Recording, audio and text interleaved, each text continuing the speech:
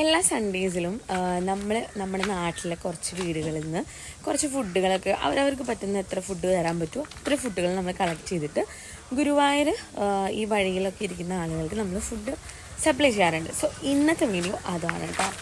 So കാണാം.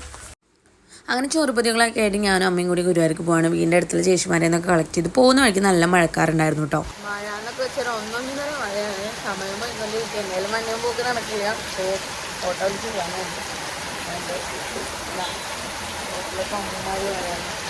ഗുരുവായൂർ മഴ കാരണം എല്ലാവരും ഓരോ സൈഡിൽ കയറി നിൽക്കുന്നു. അങ്ങനെ നമ്മൾ കൊടുക്കുന്ന ആൾക്കാർ ഇതൊക്കെയാണ്.